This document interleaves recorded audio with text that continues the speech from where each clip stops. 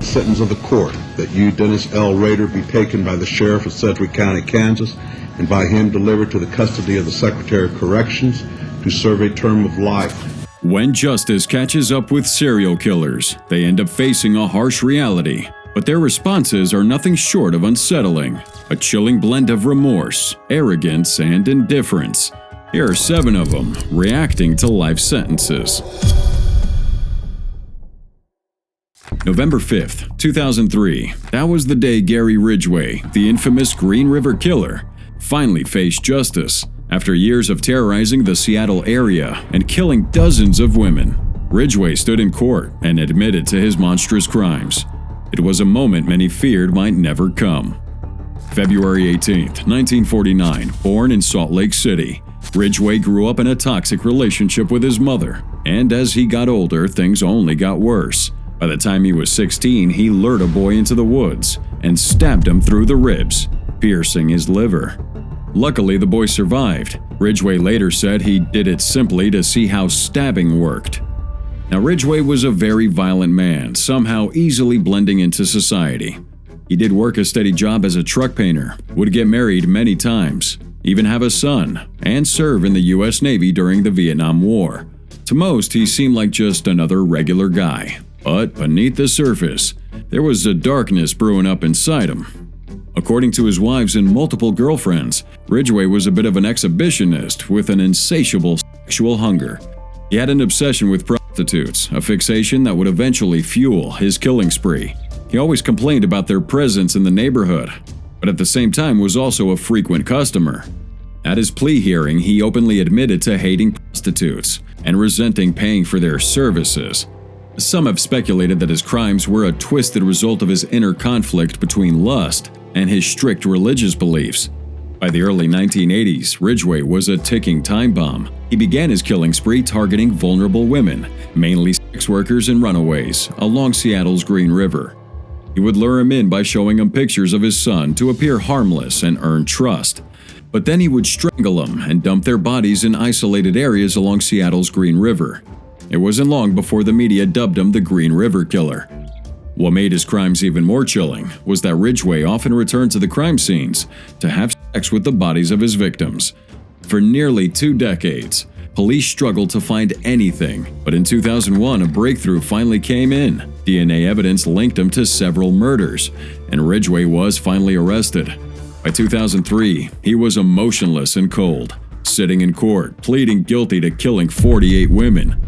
Now, a plea deal would spare him the death penalty, but the real weight of his actions hit during his sentencing. Your desire to plead guilty to the 48 charges of aggravated murder in the first degree because you believe that you are guilty of each of those offenses. Yes. In court, he would say, "I killed so many women, I have a hard time keeping them straight." He didn't even know the victims' names, and most of them were murdered in his truck or house. He would add, "Most of the time, I killed them the first time I met them, and I didn't have a good memory for their faces." When asked why he targeted prostitutes, he explained that they were easy to pick up without being noticed, and that they often wouldn't be reported missing, at least right away. One by one, the families of his victims stood in court to confront him. They shared their anger, grief, and sorrow. You had said your memory, when it comes to all of the women you took, was gone. Our memory is not. I wish for him to have a long, suffering, cruel death. In a surprising turn, one man chose to forgive him, a moment that left everybody in the courtroom stunned. Ridgway, who had shown little emotion throughout, broke down for the first time. What I believe, and it is what God says to do, and that's to forgive. You are forgiven, sir. December 18, 2003, Kings County Superior Court Judge Richard A. Jones sentences Ridgway to 48 life sentences without the possibility of parole. In total, he confessed to killing 48 women, but in taped interviews released in 2004, he claimed the number was closer to 71, making him pretty much the most prolific confirmed serial killer in America's history. Ridgway's legacy is one of horror and pain. And while he spends the rest of his life behind bars, the scars he left on the families of his victims and the community will never fade. October 21st, 1979. Kenneth Biani, one of the Hillside Stranglers, was sentenced to life in prison. This only happened after a series of brutal murders that shocked Los Angeles. Along with his cousin, Angelo Buono, he had terrorized the city. But it was Biani's arrest and chilling confessions that brought an end to their reign of horror. May 22, 1951, born in Rochester, New York, Biani's start in life was far from stable. His wonderful mother, an alcoholic sex worker, gave him up for adoption at just 2 weeks old. He was taken in by Nicholas and Frances Biani, but from a young age, his adoptive mother noticed his unsettling tendencies. As a kid, he was a compulsive liar, prone to daydreaming fits, and diagnosed with petit mal seizures by the age of 5. And despite having an above-average IQ, his academic and social problems continued into his teens, marked by anger, bedwetting, and a lot of emotional detachment. So by 1976, Biani had moved to Los Angeles, reconnecting with his cousin, Angelo, who introduced him to a life of crime. The duo began pimping out women, but soon escalated to something far more sinister: murder. Between October 1977 and February 78, they abducted, sexually assaulted, and killed 10 women, leaving their bodies on the hillsides around Los Angeles. And for this, the media dubs them the Hillside Stranglers. Posing as police officers, they grab their victims, mostly vulnerable women and prostitutes, and subject them to unspeakable tortures before killing them, often by strangulation. However, the sick, twisted pair would experiment with other methods of killing, such as lethal injection, electric shock, and carbon monoxide poisoning.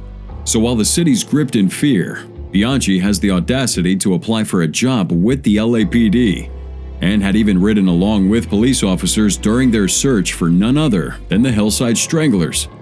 1979, it all comes crashing down when Biani, who was now living in Bellingham, Washington, was arrested after committing 2 more murders on his own.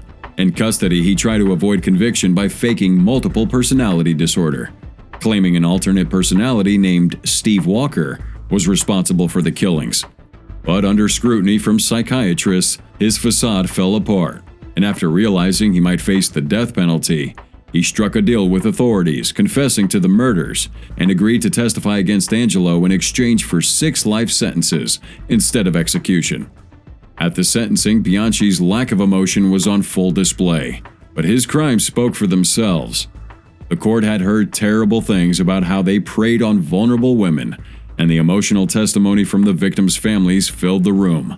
In a last-ditch attempt to reduce his punishment, Biani painted himself as a pawn under Buono's control.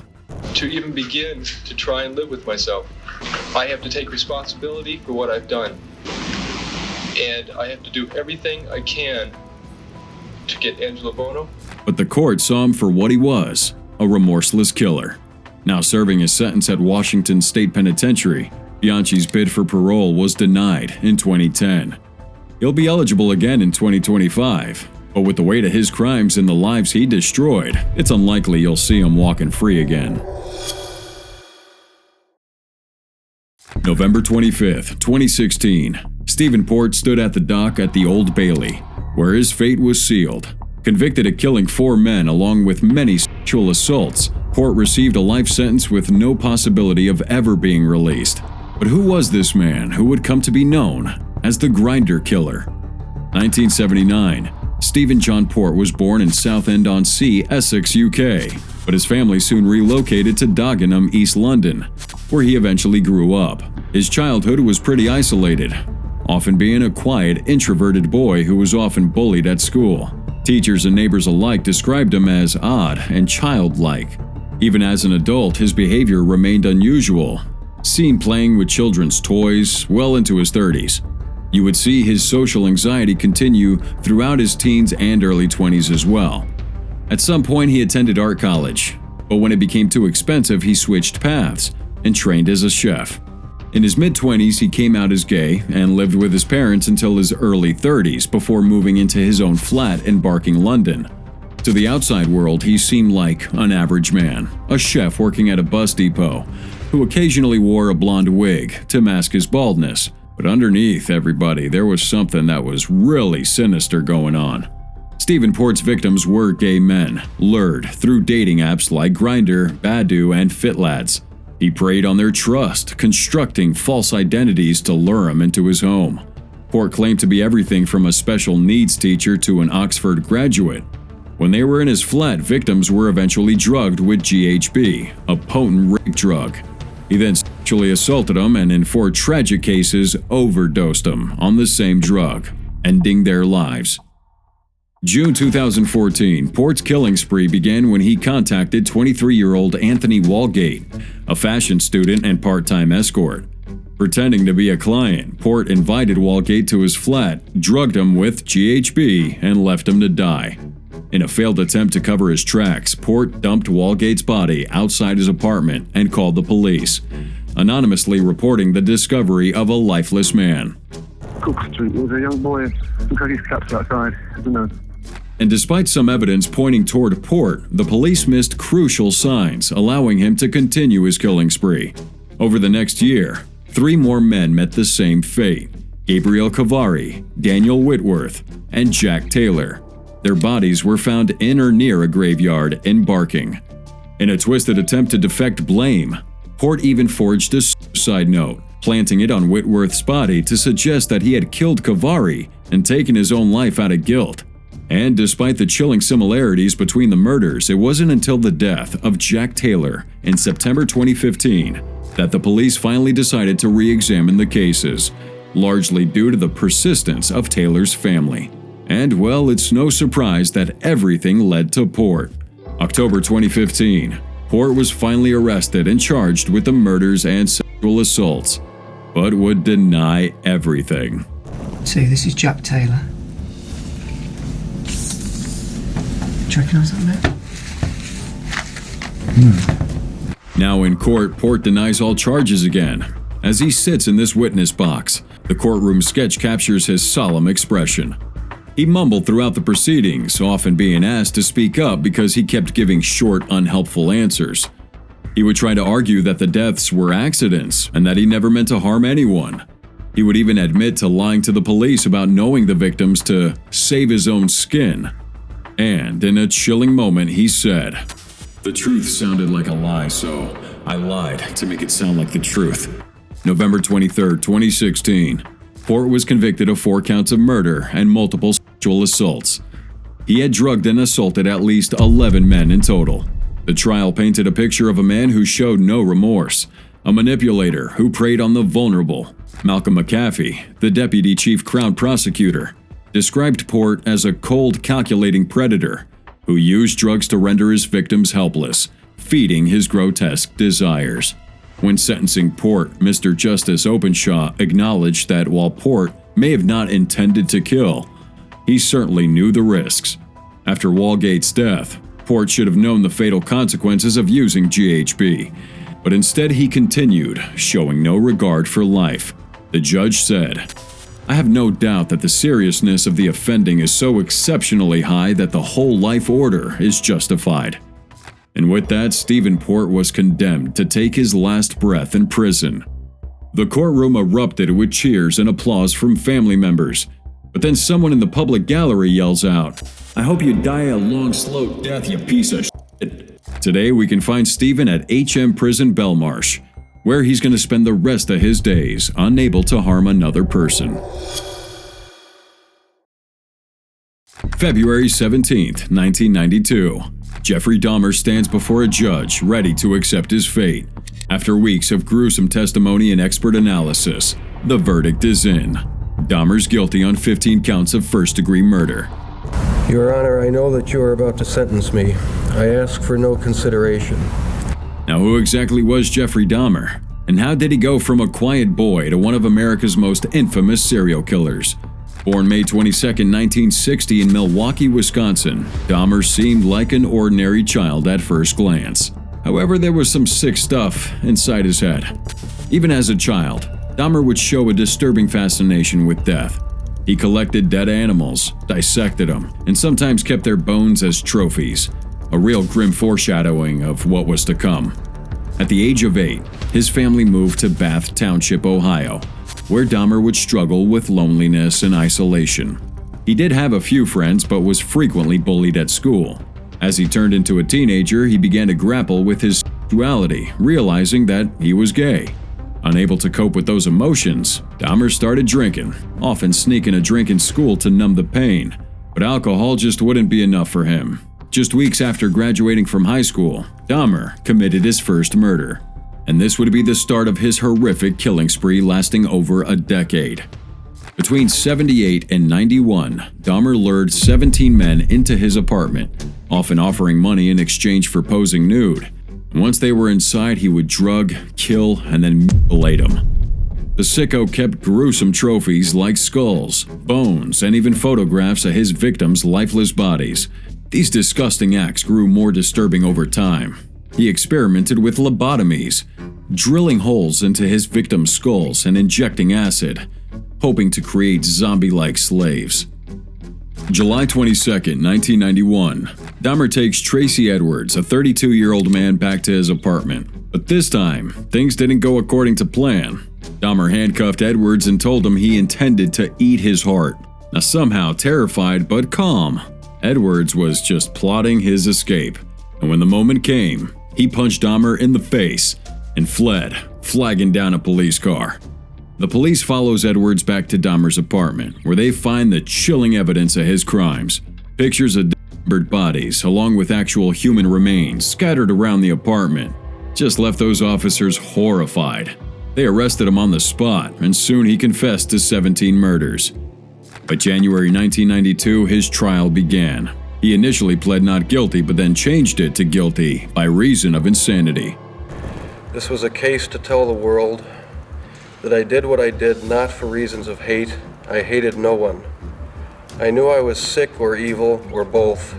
His defense argued that he was suffering from a severe mental illness, pointing to his necrophilia and disturbing behavior as proof. Experts claimed that only someone deeply sick could commit such horrific acts. However, the prosecution countered, saying that Dahmer knew exactly what he was doing and was fully aware that his actions were wrong. This painted him as a calculated predator who killed to satisfy his twisted desires. So after weeks of testimony, the jury took 10 hours to reach a verdict. Dahmer was found guilty but sane, and he was given 15 consecutive life terms without the possibility of parole, and later received a 16th term. Dahmer was surprisingly calm in prison. He adjusted pretty well behind bars, and even found religion. He even got baptized, and spent his days reading religious texts, haunted by the past but seemingly resigned to his fate. Nevertheless, his time behind bars was short-lived. November 28, 1994, convicted murderer Christopher Scarver found Dahmer in the bathroom and crushed his skull with a metal bar. Now, the crazy thing is, Dahmer didn't resist or even scream during the attack. Scarver later said that Dahmer almost seemed to welcome it. Dahmer's mother, Joyce, later commented on his death, saying, "If he had a choice, he would have let this happen to him. He just didn't care anymore."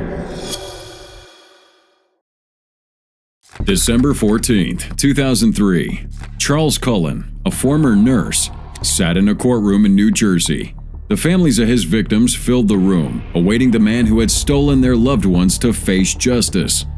Cullen was finally caught after a terrifying 16-year killing spree, and now it was time for him to get what he deserved. As the verdict was read, Cullen closed his eyes, indifferent, while grieving family members confronted him. And what legacy will you have left behind, sir? A serial murderer, serial killer. You ruined the lives of your family, your children, and many people in this courtroom. You see, for years, Charles's legacy was tainted by blood and the stench of death. Dubbed the Angel of Death, he'd quietly inject fatal doses of medication into his patients' IVs, taking lives with the stealth and precision of a skilled professional. Yet his frequent job changes between hospitals across New Jersey and Pennsylvania disguised the horrible truth about him. So how does a man entrusted with healing and caring for patients manage to get away with so much killing? His dark path was seemingly forged long before he began wearing a nurse's uniform. Let's go back to February 22, 1960. Born into poverty, he was only a few months old when his father died, leaving him to grow up under the shadow of loss and depression. By the age of 9, he had already attempted to take his own life, and the death of his mother in a car accident during his teens only deepened his emotional wounds. Tormented by bullying in school, Cullen had few friends, and often retreated into the works of Dostoevsky, particularly Crime and Punishment, a story about a man who commits murder and spirals into guilt. Now, this dark influence, combined with his own deteriorating mental state, would lay the groundwork for the violence to come. With all that, Cullen pursued a career in nursing, graduating in 1987, and soon enough his sinister side would reveal itself. His first known victim was a retired judge, who had been admitted for a severe sunburn. Instead of caring for him, Cullen gave him a lethal dose of lidocaine, starting off his trail of death that would stretch across 16 years. Hospitals had no clue what was going on as he moved from job to job. Often, his suspicious behavior or these unexplained deaths would lead to quiet dismissals, but he would just simply relocate somewhere else and continue his crimes. His victims wouldn't be those always at death's door. Many were actually on the path to recovery before Cullen decided their fate. Now, his final job would be at Somerset Medical Center, where in just 1 year, at least 13 patients died under his care. Suspicion had been swirling for months, but it wasn't until Cullen was found accessing medical records of patients not assigned to him, and investigators closed in on him ordering strange drug combinations. December 12, 2003, they arrested Cullen at a restaurant, and 2 days later he confessed to detectives. He did admit to killing at least 40 patients, but was officially tied to 29. Yet, many believe the real number could even be closer to 400, really making him one of the deadliest serial killers in modern history. April 2004, Cullen pled guilty to 13 murders and 2 attempted murders. Despite claiming that his motive was strictly euthanasia, the reality of his cruelty was clear. During his trial, he often appeared emotionless, even taunting the judge. At one point, Cullen kept interrupting the proceedings, chanting, "Your Honor, you need to step down," over and over again. He became so disruptive that the judge had him gagged with duct tape and a cloth. Cullen was saying that the judge was being biased against him. He thought the comments made to the Morning Call, a Pennsylvania newspaper, had shown prejudice. But despite all his protests, the trial carried on, leading to Cullen's ultimate sentencing and imprisonment. In 2006, Cullen was given 18 consecutive life sentences, without the possibility of parole until 2403. He's currently held in New Jersey State Prison, where he continues to work with law enforcement to identify more of his victims. June 29, 2020. Joseph James DAngelo, the infamous Golden State Killer, sat slumped in his wheelchair as his sentence was read. That would be 11 consecutive life sentences, without the possibility of parole. The 74-year-old man, once a respected police officer, now faced a courtroom filled with victims and their families, many of whom waited decades for this moment. They described him as a monster. Here we have a woman who was just a girl when DAngelo bound and sexually assaulted her mother, saying, "That was the day that I knew I had proof. Monsters were real. I had met the boogeyman." Yet there he was, feeble, silent, and seemingly a shadow of the terror that had once taken over California. But was this true? And really, how had this elderly man hidden his heinous crimes for so long? You see, for over 4 decades, DAngelo had lived an unremarkable life near Sacramento. He was a former Navy veteran who later became a police officer, a father, and a grandfather. His neighbors knew him as Joe, an aging man who enjoyed bike rides and fishing. Now, he did have a temper, sure, but nothing that really suggested he was hiding a secret life of violence and death. But starting in the 70s, the Golden State Killer terrorized California, committing at least 51 sexual assaults and 13 murders between 1974 and 86. DAngelo would go by multiple identities, first as the Visalia ransacker, then the East Area rapist, and even the original Night Stalker. So over the years, you can just imagine how many communities were haunted by his reign of terror. But despite extensive investigations, he remained elusive. In 2018, the long-awaited breakthrough finally came in. Using DNA from decades-old crime scenes, investigators finally connected the dots through this genealogy website. They found their man. Joseph James DAngelo. And just like that, the quiet, retired cop was unmasked as one of America's most prolific serial killers. November 8, 1945, born in Bath, New York, DAngelo later moved to California, where he grew up in the Sacramento suburbs. After serving in the Navy during the Vietnam War, he studied criminal justice and eventually became a police officer in the 70s. And while in law enforcement, he began his spree of terror, using his knowledge of police tactics to evade capture. And it was actually his expertise in criminal justice that made him a real formidable predator. In 1974, his early crimes would be known as the Visalia Ransacker burglaries, and then it became the East Area Rapist assaults in Sacramento. This guy meticulously stalked his victims, learning their routines and preparing for his attacks. He often broke into homes ahead of time, leaving ligatures behind and disabling guns, ensuring his control when the time came. DAngelo's sadistic urges became even more brutal when he moved south, where he was known as the original Night Stalker. Now his attacks became more violent, and it wasn't about sexual assault anymore, but murder. For years, they couldn't connect the various aliases, and it wouldn't be until DNA testing in the early 2000s that investigators realized the crimes were all committed by the same man. 2018, when DAngelo was finally arrested, you could see how many found it hard to fathom that this frail person was the same merciless killer who had terrorized so many. His defense team portrayed him as weak and remorseful, and in court, DAngelo muttered a brief apology. And I'm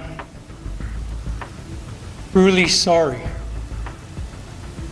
to everyone I've hurt.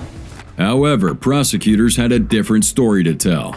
During his trial, DAngelo appeared frail, slumped in a wheelchair with his head cocked to the side, hands twisted awkwardly, and speaking in halting gasps. But if you see him behind bars, we have a more agile and physically capable man. DAngelo was caught on tape moving around with ease, even adjusting lighting in his cell and doing some exercises. Prosecutors argued that DAngelo's frailty was an act designed to elicit sympathy, a performance that deeply offended his victims. But still, despite these revelations, the judge refused to play the tapes in court, deeming them irrelevant to the sentencing. After DAngelo was sentenced to life without parole, his once feared presence faded into the background. For good. Transferred to the California State Prison Cochrane, DAngelo will spend the rest of his days in protective custody, shielded from general population due to the infamy of his crimes. One thing is sure, this guy's gonna die in here.